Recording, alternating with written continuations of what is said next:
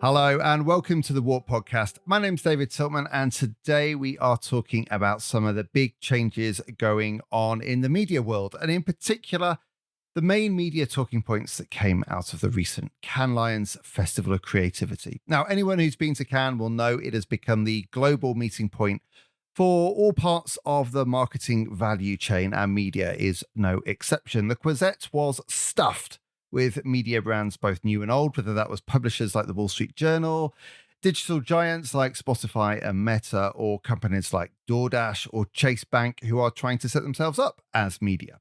Then there are the ad tech players, the media agencies, and of course, the clients. So what were they all talking about? Well, to find out, we've invited one of my favorite media commentators, Brian Morrissey, founder of the Rebooting and host of the Rebooting and People versus Algorithms podcast, onto the pod to share what he heard. Plus, we have our own fearless head of content for WARC Media, Alex Brownsell, who spent the week locked in discussions with many of the companies I just mentioned. So, Brian, Alex, welcome to the podcast. Good to be here. Good to be here. So before we get into specific topics, let's just start with what the mood was like in Cannes among the various media players. It's been such a strange year. So many things changing at such speed. So much seems to be up in the air. How are people sort of feeling about it? Who was upbeat? Who was feeling challenged? Brian, kick us off here with your take. Yeah, I mean, first of all, I think we should pat ourselves, all of us, on the back. The fact that, we made it through a week in the south of France. It's a tough hardship posting. Locked in meetings, taking the temperature. I mean, it's not for the faint of heart. No, look, I think this was probably I lost count. I think it's about my 16th or 17th year I've gone to Cannes. I never would have thought that I would go to this part of the world so often. Growing up in suburban Philadelphia, I'll be in Cannes many times in my life. But it's interesting to me, how much it has changed. And I think in that way, Cannes is such the perfect sort of Rorschach test for the industry, right? And, when I started going there, the sort of debates were more about now the clients are coming. And, before it was the media agencies are here, because it was still an advertising creativity festival. And the rhythms of the week were all around the awards, and it was leading up to the film awards on Saturday. And that was the big closing. And, that was the rhythms, right? And it was about the work. And I think what's interesting to me, and it really hit home this year, and it's, it's like the proverbial boiling frog, right? These things have been happening for forever, really going back to when Microsoft first arrived on the scene in force around 2008 or so. But how much this entire space has been taken over by quote unquote non-media companies. All the companies you name check there just about would have been in Cannes 10 years ago, right? I mean, they wouldn't have even existed. You talk about it's Spotify, it's Google, it's Microsoft a little bit, right? It's Amazon, it's DoorDash, the grocery store chains are there. All the ad tech players, that have infested Cannes over the years. And really what that's left, and what's interesting to me, is the incumbents of this industry have completely sort of receded in some ways. The agencies are, which used to rule the roost of Cannes. They used to have the beaches themselves, agencies. JWT had the beaches. Now it's occupied by technology companies, not entirely, but mostly, right? And publishers are bit players in this. They're almost hanging out in little houses that are never houses. They're always just a suite, right? In a condo, which is a sort of metaphor there. When is a house not a house? Yeah, they're service providers to technology companies there. And I think to me, it's a little bit of symbolic of the shift that has taken place in this industry. And obviously, AI was the big talk this year. But I think to me, it almost felt like the shoe had not dropped, right? because you've got big ad holding companies that are looking to combine their way into some kind of future. Never bet against advertising holding companies and agencies overall of finding some way. But this is obviously a very perilous time. I mean, you can't go a week without an article being written about media and the word apocalypse. Just like the other day was Inside Media's traffic apocalypse. Yeah. Then we've got Madison Avenue braces for the AI apocalypse. We've got, is the media prepared for an extinction level event? I almost think there's this concept of talking your way into a recession. I almost think some parts of this ecosystem can talk their way into extinction. If they keep broadcasting this extinction. Just don't tell anyone. It might not happen. Yeah, you're going to say it's like a self-fulfilling prophecy. So that sort of idea of an extinction level event or an apocalypse, how much did that come through from the people you were talking about?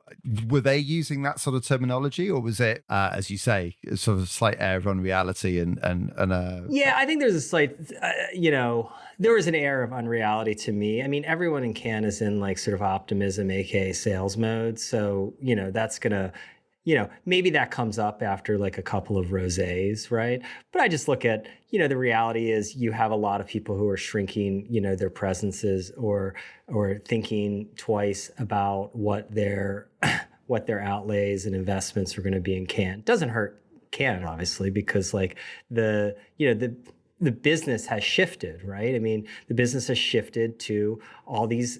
Again, you arrive at Nice Airport and you open your Uber app and it's got meet us at the Uber Villa, and it's just the industry has morphed, and I think some ways we haven't fully appreciated, but it has changed beyond reality, and to me that's because performance marketing has eaten this industry. We used to call it direct marketing. It used to be one of the least prominent of the lions, right? It was let's just give away the direct marketing lion and the promo lion, but then we'll get back to the real stuff, which is TV ads that we'll call them film and whatnot.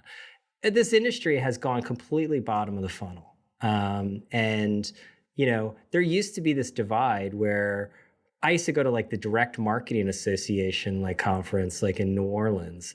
And then Cannes. Cannes was the place for the brand marketers, and that was the sort of glamorous side. And the DMA convention was a bunch of guys in mustaches from Long Island who were optimizing envelope copy.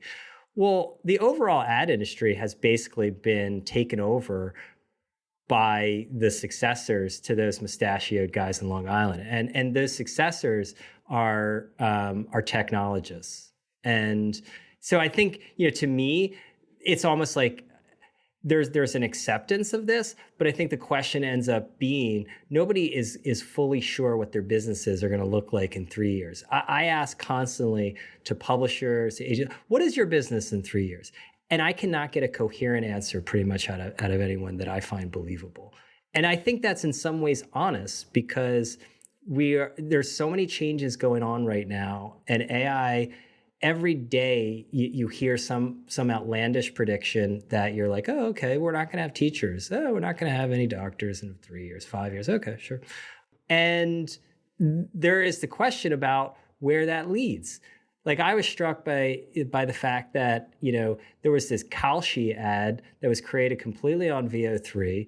And that was, is it perfect? No. Is it going to replace TV? Not yet. But this stuff is not going to stop. No. So I think that there was always, to me, in my conversation in the background, is this it? Because this industry has changed so completely. And now with this transformative technology that is arriving, that even if it only does half of what it is PR'd to be doing, is going to have profound changes in all parts of the ecosystem that have already been changed beyond recognition. Alex, so that mention of sort of performance marketing taking over really sort of reminds me of some of the themes we were talking about off the back of Cannes, in terms of the way some media owners you were talking to were trying to reposition themselves. Just talk us through that a little bit.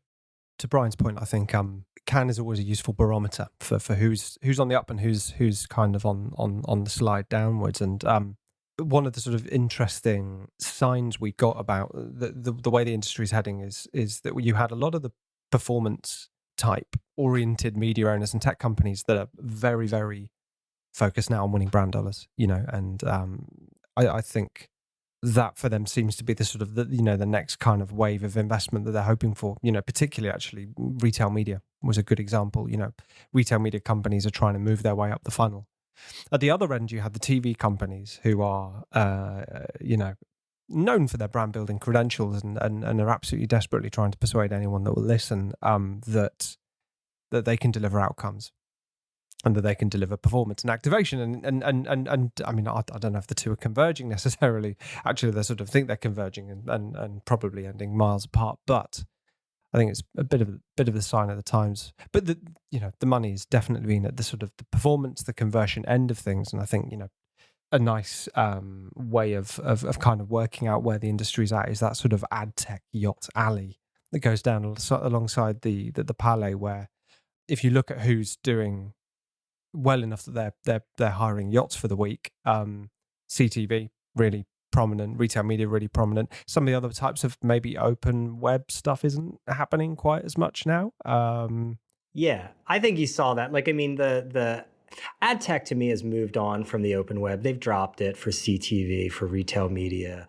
I think a cynical take is, they're always sort of going to the new place that where measurement hasn't caught up yet. But the reality is the open web, as we know it, is in probably terminal decline. You see that YouTube really emphasized YouTube, right, and creators. And I think this is the real challenge for traditional media, is that there's kind of a pincer that they're facing right now. They're getting pressure on the outcomes where everything is going, and they can't really compete because they don't have the same kind of data assets. So ad tech row, like, you can talk about the channels, but they're really just like data companies at the end of the day. And that's what they bring to the table. And traditional media is getting crunched on that because they're never going to be able to deliver outcomes like a Meta can and like a Google can, right? They have far more data. They're going to be able to apply AI to basically make customer vending machines, and that's mostly what clients want. They don't want all the market. It's very fun, like the ad industry and stuff like this, but these companies are not about that. Ultimately, they're about driving their business forward. If they could just buy distribution, they will buy distribution. And then on the top end, where it comes to impacting culture, you see with all the influencers and the creators that traditional media is getting compressed on that level too, because the individuals have more ties, they have more strength with their audiences than traditional media do. Let's just unpack that a little bit. So you mentioned customer vending machine. Just explain what you mean by that, because it's a great sort of piece of terminology. Well, by that I mean that advertising it serves many purposes, and marketing overall serves many purposes, right? But at the end of the day, the CFO wants to see customer growth, and I think this shift to performance marketing was always about like that old apocryphal Wanamaker quote about 50% of my ad spending is wasted. I just don't know which 50%. And Google said, we're going to tell you, right? I think the inevitable next step to that is not selling clicks. It's just to selling customers. Tell us the customers you want. Tell us what you're willing to pay in order for the math to make sense. And then we're going to deliver those customers to you. It's going to be a black box. It's going to be all driven by AI. It's not going to be, necessarily a photo shoot in South Africa or anything. We're just going to deliver the customers. And that is a very appealing concept to pretty much any CFO, like very appealing. Alex, when you say that the some of the sort of traditional media were trying to reorient themselves around outcomes, how are they talking this sort of language? What do they mean by outcomes? No, they don't. I don't think they go this far. I think it comes back to the attribution stuff, which the digital companies and the platforms were so persuasive in saying, well, this has delivered this. We all knew that deep down that a search, a paid search click was driven by other things before that paid search happened.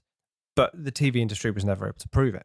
What they're trying to do now is, and publishers, they're trying to join the dots. It's just a much more complicated process because last click is easy. It's, it doesn't require a lot of input to be like, oh yeah, okay, well that was the input, that was the output. Yeah, and I think that they're still probably looking at outcomes in a slightly more helicopter fashion than the sort of granularity that the AI driven black boxes are potentially talking about. Yeah, I think the outcomes that a lot of media companies think of are more like receipts, right? It's like you're going to have to show more than reach and frequency and these very gauzy metrics. Competing with Google and Facebook and Amazon on conversion is going to be extraordinarily difficult for a lot of these traditional media companies. I think that a lot of publishers will be moving actually back historically to like more of the top of the funnel, to influencing culture in some ways, and doing things that the giant tech platforms cannot or will not do. That's why when I'm talking with a lot of, say, publishers, they're really focused on things like their events businesses. I mean, think about Cannes itself, and being able to gather together that kind of breadth and depth of an ecosystem like Cannes does is unbelievably valuable. And it is also not, in my view, going to be threatened by AI. If anything, it's going to make it more valuable. I think that's why events are on such a roll. That's why I think that people are talking about the festivalization of these kinds of events, is because this is not something that a algorithm is going to be able to do. People are still going to be needing to interact with other people. And it is one area that you're not going to get wiped away by AI or by tech companies that I see of. I don't know. We're going to send bots to Cannes? I hope not. I certainly hope not. Let's just draw a line Agentic there. rosé sipping. Let us draw a line at the rosé. I mean, they could have the accounting. Like, why do they got to take this stuff? That's what I don't like. Why do they got to come for like the art first? Can't they just cure the cancer first and then move on to the art like later? That would be nice, wouldn't it? Right. Let's go a little bit deeper on the AI side, because I think one of the things that's been very interesting, and certainly listening to the sort of commentary you give regularly, Brian, and some of the feedback we get from the market, is this idea of Google Zero, and how what a few months ago seemed like a sort of thought experiment now seems to actually be the almost the status quo. Just talk us through, Brian, a little bit about how you've seen that sort of that sort of shift over the last few months, and whether you were picking up any either anxiety about that or what people were doing to sort of cope with that from the sort of conversations you were having. Yeah. So for those who don't know, Google Zero is a handy term. I think Nilay Patel came up with it at The Verge, but it's basically the idea that Google, which has always been the traffic cop of the internet, it is the commanding height of where distribution starts on the internet, would eventually not send traffic to publishers. Now, obviously, it's hyperbole. There's still going to be traffic that go to like websites, right? But it's the idea that the entire internet publishing ecosystem has been driven by search for a generation. Really, after the portal era for about 10 years, search took over as the main way people are directed to information on the internet. That has been changing for the last several years. This is not necessarily an AI story, but AI is an accelerant, like it is in many sectors. And with AI overviews and with ChatGPT and Perplexity and other AI answer engines, it's pretty clear that combined with already existing Google efforts to keep more of more of the traffic on its own properties, and having an increased share of zero-click searches, that publishers are not going to benefit from Google sending them a lot of quote unquote free traffic. And this breaks a fundamental bargain of the open web, which was that publishers would create content, allow it to be crawled and indexed by Google, or quote unquote scraped, have snippets of their content presented on Google web pages because they were going to get traffic in return. And oh, by the way, when they got that traffic, they would monetize it frequently through Google's ad tech stack. So this was an imperfect bargain. That bargain breaking is going to be probably the biggest change to the internet publishing system that we've ever seen. It's going to be bigger than the shift from desktop to mobile.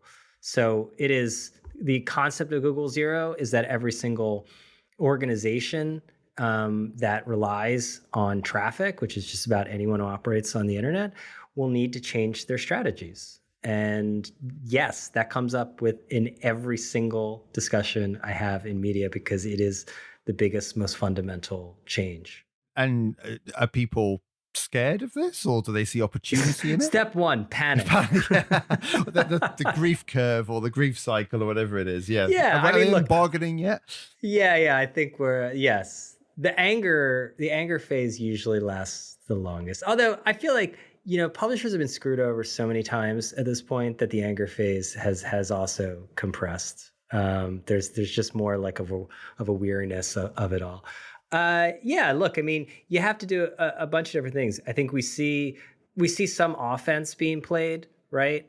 With blocking bots. Cloudflare is leading the charge here with this concept of pay per crawl. And the idea is the amount of bots, of AI bots that are scraping content out there has risen markedly.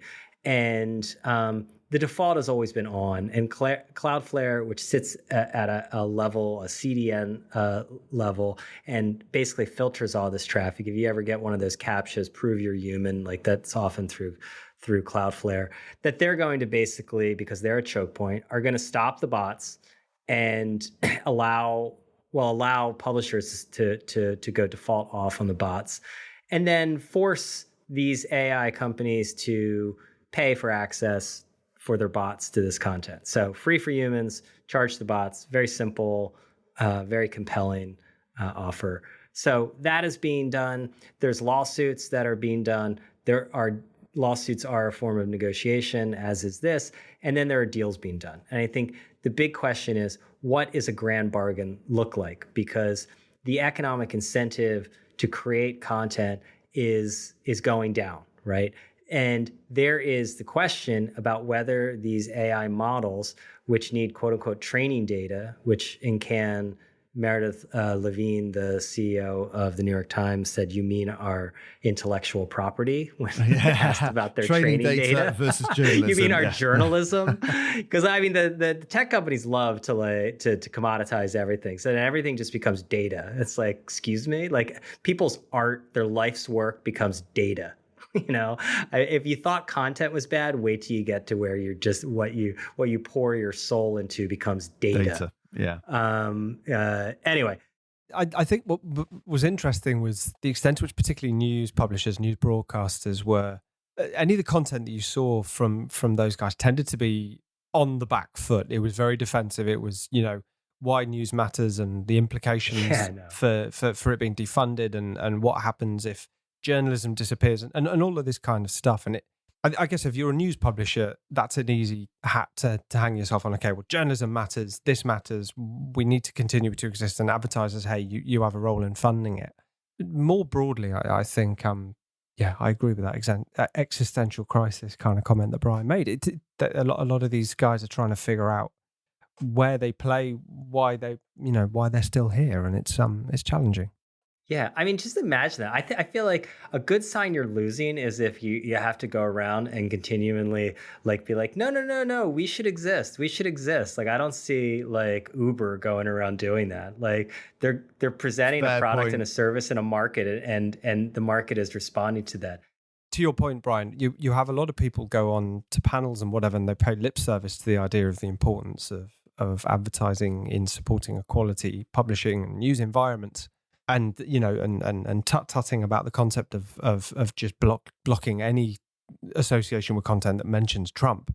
But the reality is that there's a junior buyer somewhere who actually is doing this. They don't trust them. No, the whole organization is set up that way. All the stuff with brand safety, this and that. Like the reality is, like it's a giant CYA industry. And this industry has been ruled by fear of the screenshot since like I started like writing about it. Like nobody wants to get the screenshot of like their ad next to some like something about Hamas or something or other. And that's just how it is. And so, for me, like news publishers have to make a more proactive case about why partnering with them serves the business interests of clients. Like I just don't think you're going to get very far with some kind of like social obligation message. You mentioned Cloudflare. I can't remember now whether they did announce that before Cannes or whether that was a sort of around the same time. No, he's been like talking about it a little bit. Like, he talked about it at Cannes. He did a talk with Sarah Fisher, I believe it. Is that a serious model? Are people putting much store in this sort of idea that by controlling the choke point, you can start to force the AI companies to pay per crawl? Well, I think it's I think it is a serious attempt. I think, Matthew Prince is the CEO of Cloudflare, and he's a serious person who has serious juice in the tech world, right? And moreover than that, Cloudflare does occupy, the internet. All the power in the internet accrues to those who occupy some kind of choke point. Google is a choke point, Meta is a choke point, Amazon became a choke point. The model for these is to become that. I mean, think about Uber. The model was to subsidize Uber until it became a choke point on transportation in these markets. And then, by the way, I had to get an Uber yesterday, a mile in New York City, and it cost $34. It's funny how that works once you develop your choke point. Prices change. They fluctuated in the market. Anyway, I think Cloudflare is interesting because it is something of a choke point. It's not like as concentrated. The CDN market is not as concentrated. There are others. I think it has like 30%. But if adopted, this could, and emphasis is always on the could in these things, create leverage for publishers to strike deals. You need leverage to make deals. And this is my issue with the sort of social good messaging. That is not leverage. You do not make deals with you're just begging, basically. You're asking for a favor unless you have leverage.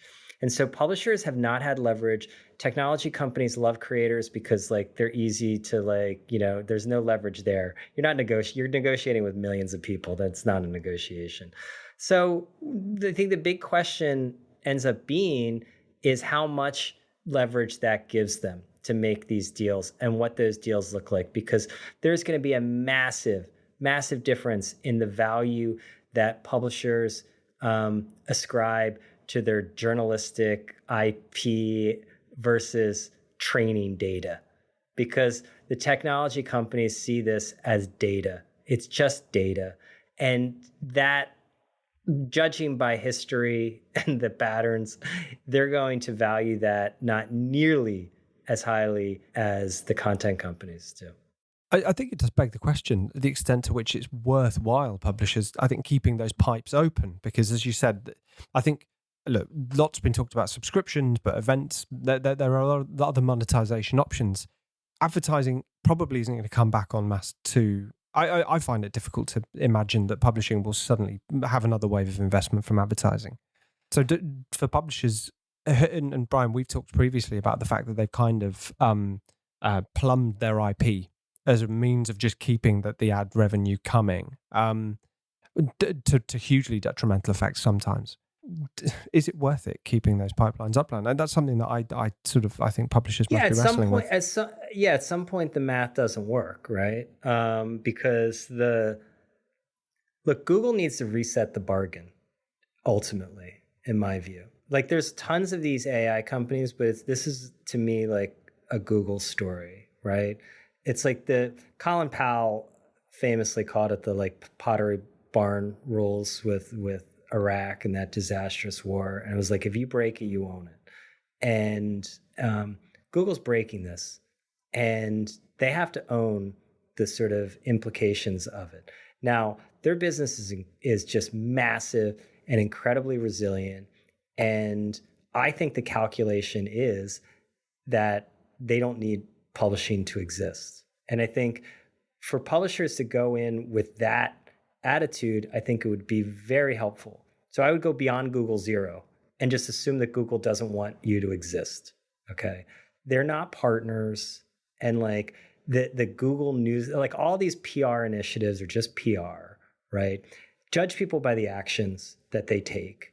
Okay. And I think by the actions that Google is taking, it's clear that they do not see their future interests aligned with a healthy, open ecosystem.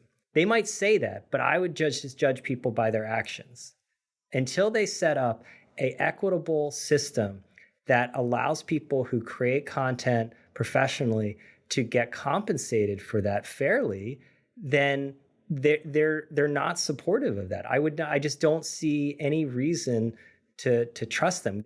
I think a lot of it is going back to the future again. It's about developing tight relationships with audiences, often developing subscriptions. It's not a panacea, but developing new economic models that basically allow publishers to de-risk as much as possible from this rigged system that they don't control at all.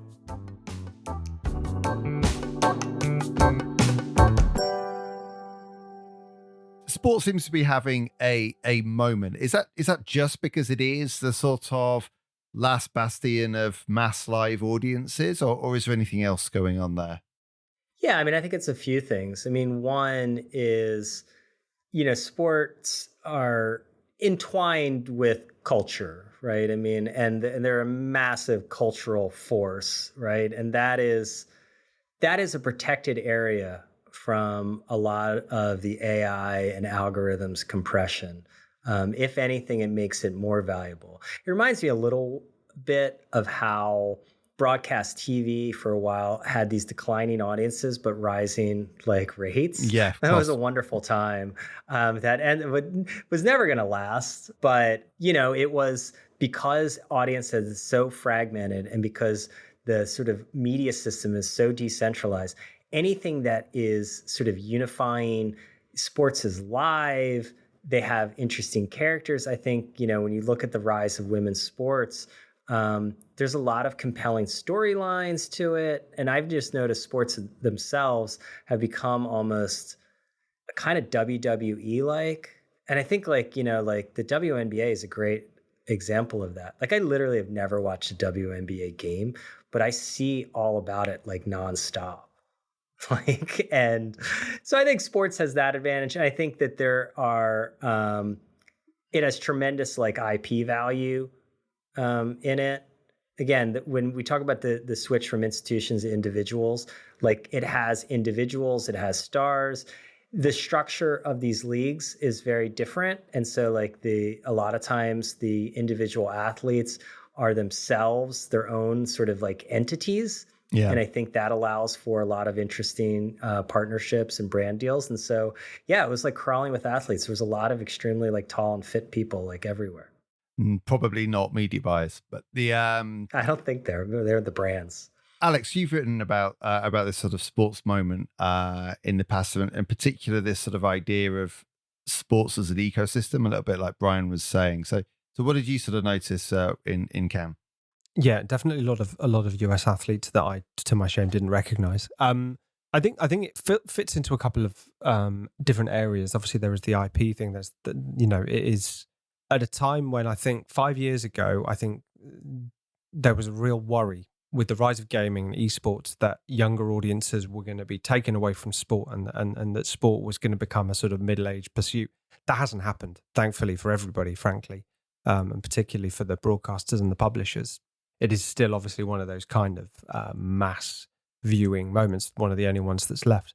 I guess the other element of this, and this plays into one of the big themes that we talked about post-Cannes, was creators, right? I mean, athletes are now really, they are creators. I mean, obviously a lot of them are paid by teams or franchises or whatever it might be, but their individual power almost supersedes that, depending on who they are. If you're the right level of famous, then it's this sort of classic thing of walking around the streets of London and seeing lots of kids into Miami jerseys because they all love Lionel Messi. Let's talk about creators, because that was the sort of other big sort of growth area. There's so many angles to this. As a group in Cannes, there was this sense that they were trying to, both as a sort of media vehicle, but also as a sort of creative vehicle as well for brands. They're trying to sort of set themselves up almost as a alternative media ecosystem to the kind of people we've been talking about. I guess just if we're sort of looking ahead to the future, where does this balance between the sort of institutional media brands, the kind of people we've been talking about, and then this sort of individual, where it's about the individual commentator, the individual, and that could be in sports, that could be in B2B, that could be in all sorts of different areas. It does feel like we're coming to some very different models, whether that's places like Puck or the things you're doing yourself, Brian. So just give me a sense of how you see this sort of area developing. Yeah, I mean, I think like the lines inevitably end up blurring, right, in any of these sort of changes. And I think with the shift from institutions to individuals, the lines blur. I mean, like you take in Cannes, Scott Galloway and Kara Swisher were everywhere. Now, sometimes they were in places on behalf of Vox, sometimes on behalf of themselves, and they have a relationship with Vox that is fairly fluid, right? They're business partners, and I think we'll see more business partnerships between creators and institutional media companies, because institutional media companies still have a tremendous amount of advantages when it comes to having the infrastructure in order to deliver on lots of different activations and distribution and things that like individual creators don't necessarily want to, or just it doesn't make economic sense to create these structures themselves. So I think there are a lot of opportunities for quote unquote both sides to work together, and I think we'll see more of that. But what's very clear is that the individuals, the creators, the influencers end up they have more heat than the institutional brands. And so, institutional brands will have to bring in sort of influencers and creators in order to have the right amount of impact for these programs. So I think that there's things that both sides can sort of bring to the table, and I don't think it's like an either or. Alex, I sort of gave you the task of interrogating influencer effectiveness, if you like, the sort of their ability to sort of drive actual results from the sort of tie-ups they do with brands. What did we find out in Cannes on that? Because there were some quite stark numbers going around. Yeah, but I think we definitely know that there's a lot of money going in here. Unilever's and L'Oreal's are talking about sort of it becoming the sort of central pillar of their entire marketing strategy. So, but yeah, I mean, the effectiveness picture is very underbaked. And, we worked with CreativeX on some research that we presented in one of our sessions. They talked about, I think, 45% of all creator investment on Meta is wasted effectively because of the poor approach to it, the fact that brands aren't applying the kind of correct creative standards to the work, or ensuring that the creators themselves are. But yeah, there was a lot of research from companies like Billion Dollar Boy and Kantar talking about that this is a growth area, but it's a growth area that doesn't have the same rigor and standards that we have in other parts of the media ecosystem. So that's, I think, a clear focus for marketers now, that if they are going to be spending 30-40% of their marketing budgets on creators, let alone social, they're doing so at the moment with a laxness that they wouldn't tolerate if they were investing with publishers or with TV companies or even social media. Yeah. It's I think it's like, but it's kind of normal. Anything that gets like a lot of heat and is popular and is of the moment always sort of gets a pass for a little bit on the sort of the rigor of other areas. But it never lasts, right? Like you get a chance, and we saw this with social media. Like there was a lot of people who were digging into like experimental like budgets. I mean, I don't know if those exist anymore. But ultimately, when the investment levels get, high enough, it's going to be treated with the same kind of rigor. So I guess it's like be careful what you sort of wish for. People are pouring money into CTV, and then all of a sudden you'll end up seeing it's like, oh, wait a second, like, are we getting what we're paying for? And that always happens, I feel. There's the wonderful days when you don't get like held accountable. That's like basically what you want. Enjoy them. They never last. They don't. Okay, well, that feels like a good point on which to end it. So thank you so much to Brian and also to Alex for joining us on the WARC Podcast today. If you like what you heard, please do follow us on your podcasting platform of choice. And if you really liked what you heard, please do leave us a comment. Until next time, thanks for listening.